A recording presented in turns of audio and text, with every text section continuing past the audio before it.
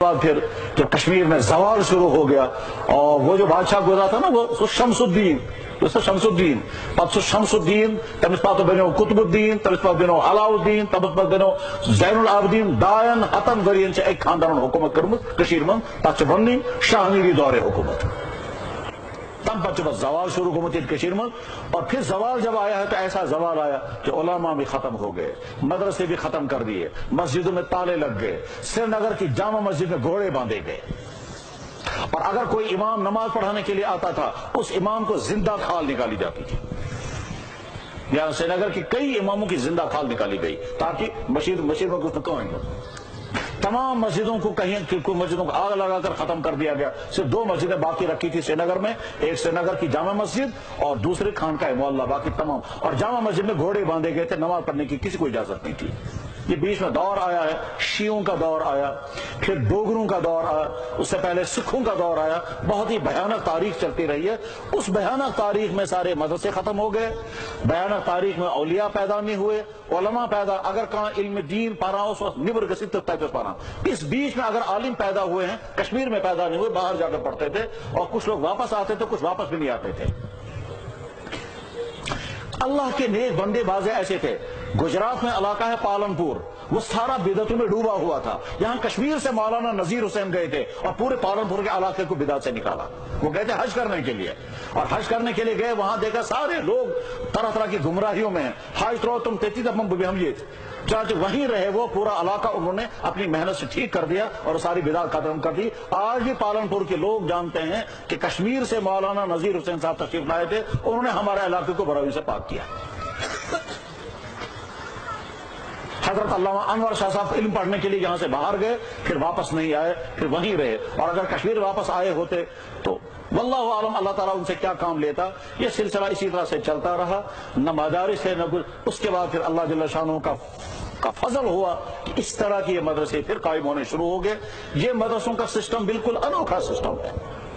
اصلی دینی تعلیم انتظام کرن چو حکومت ذمہ داری، مگر اسلامی حکومت کی ذمہ داری ہے۔ اس میں مغل دور میں مغلوں کی طرف سے باقاعدہ دینی تعلیم کا انتظام بھی ہوتا تھا، اور لوگ بھی اپنی طرف سے دینی تعلیم کا انتظام کیا کرتے تھے۔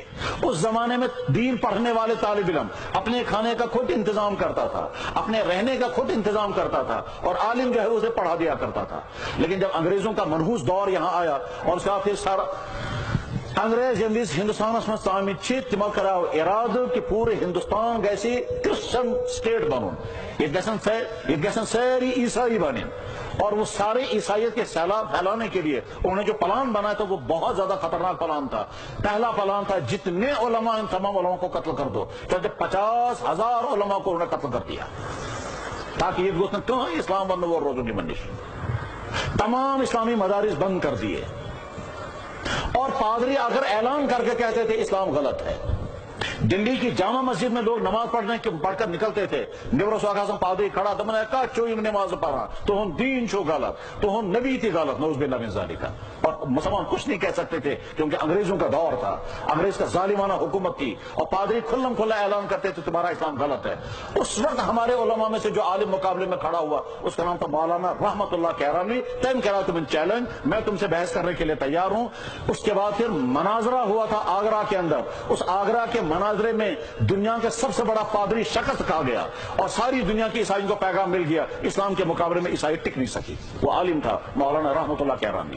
اس کے بعد پھر اسلام کے بچانے کے لیے مدرسوں کا سلسلہ شروع کیا گیا کہ صاحب ہم ایسا مدرسہ قائم کریں گے، لوگوں سے کہ لوگوں تمہارے ہی بچے، تمہارا ہی چندہ، تمہاری ہی محنت، ہم تمہارے بچوں کو دین پڑھائیں گے، یہ واپس آ کر تمہاری سوسائٹیوں میں پہنچیں گے، کوئی تمہارا امام بنے گا، کوئی تمہارا استاد بنے گا، یہی تمہارے نکاح پڑھائیں گے، یہی تمہارے جنازے پڑھائیں گے، یہی تمہیں سنت سکھائیں گے، یہی واعظ و تبلیغ کریں گے۔ امت سے افراد لینا، امت سے ان کے کھانے کے انتظام کروانا اور تیار کر کے امت کو واپس دے دینا، بس یہ ہے وہ مدرسوں کا سلسلہ۔ اور اس کا نتیجہ یہ ہوا کہ 150 سالہ انگریزوں کے ظالمانہ تاریخ کے باوجود ہندوستان سے اسلام مٹ نہ سکا، اور مٹ بھی نہیں سکتا، وجہ بنی اسلامی مدارس۔ ورنہ اگر مدارس نہ ہوتے تو پورا بر صغیر اسلام سے محروم ہو چکا ہوتا. ان مدارس نے اسلام کو اتنا پختہ کر دیا. یہی وجہ ہے کہ آج کے ہندوستان کے مسلمان معاشی طور پر مصیبتوں میں یقیناً، سیاسی طور پر تباہ حال یقیناً، مگر اپنے دینی اعتبار سے بالکل پختہ ہیں. اس لیے پختہ ہیں ان کے بعد اتنے مضبوط مدرسے ہیں کہ مسلمان ملکوں کے بعد بھی ایسے مضبوط مدرسے نہیں ہیں. ان کے پاس اتنی مضبوط تبلیغ ہے کہ مسلمان ملکوں کے بعد ایسی مضبوط تبلیغ نہیں ہے. اور اگر کہیں مسلمان ملکوں میں مثلا پاکستان یا بنگلہ دیش کے مدرسے ہیں، وہ ہندوستان کے مسلمانوں سے سیکھ کر کے انہیں بنائے ہیں. ان مدارس کے ذریعے سے اس طرح سے اسلام چلتا رہا. بعد میں اب کشمیر میں بھی اللہ تعالیٰ شاہ نے یہ شکل پیدا کر دی کہ پچھلے 30-40 سال کے عرصے میں مدارس جہاں بھی قائم ہونے شروع ہو گئے. انہی مدارس کا سلسلہ ہے. ہر جگہ کوئی نہ کوئی مدرسہ. مدرسوں سے نکل کر آنے والا عالم، وہ عالم آتا ہے، وہ کسی جگہ اسلامی ادارہ قائم کرتا ہے، وہاں کے عوام سے کہتا ہے بچے بھی آپ کے ہی، کھانا بھی آپ ہی کو دینا ہوگا، زمین بھی تم ہی لوگ مہیا کرو. وہ بیچارہ خود در در پھرتا ہے، چندہ بھی کر کے لاتا ہے، بچوں کو بھی جمع کرتا ہے، ان کو پڑھاتا بھی ہے، ان کو کھلاتا بھی ہے، ان کو سلاتا بھی ہے، سارا کچھ کر کے پھر عالم بنا کر کے واپس بھیج دیتا ہے. ہمارے بزرگوں میں سے حضرت مولانا مفتی محمود حسن نور اللہ برکاتہ، انہوں نے فرمایا کہ مجھے جناب رسول اکرم صلی اللہ علیہ وسلم کی خواب میں زیارت ہوئی. حضرت نے فرمایا تعلیم اور تبلیغ یہ دونوں کام کرتے رہنا، جنت میں میرے ساتھ آ جاؤ گے. بہرحال مدارس کی تاریخ ہے. اسی غرض کے لیے مدرسوں کے جلسے ہوتے ہیں تاکہ عام مسلمان دیکھ سکیں کہ مدرسہ ہوتا کیا ہے. اور آج کے زمانے میں تو مدرسوں کے خلاف طرح طرح کے الزامات لگتے ہیں، اور جو الزام لگانے والے وہ بھی جانتے ہیں یہ الزام ہے صرف. میرے بھائیو بہت عجیب مرحلہ آتا ہے وہ کیا، جب غیر سمجھتے ہیں یہ مدرسہ کیا چیز ہے، اپنے کہتے ہیں یہ بیکار ہے، وہ دوسرے سمجھتے ہیں یہ کیا چیز ہے، کہ جب تک یہ ہیں تب تک اسلام کو ہلانا مشکل ہے. کیوں؟ ان کے ذریعے سے مسلمان کے عقائد، عبادات، معاشرت، رہن سہن، اسلام کی تعلیم، مسجد آباد، قبرستانات، یہ سب کچھ چلتا رہے گا جب تک یہ ہیں. اور جب یہ ختم ہو جائیں گے اس کے بعد پھر مسلمان چاروں طرف سے ہوں گے اسلام سے خالی. جیسے بہت سارے مسلمان ملک ہیں، تعجب کھاتا ہے آدمی. ایک مسلمان ملک سے درخواست آئی مسلمانوں کی طرف سے، ہمارے پاس امام نہیں ہے، امام بھیجیے.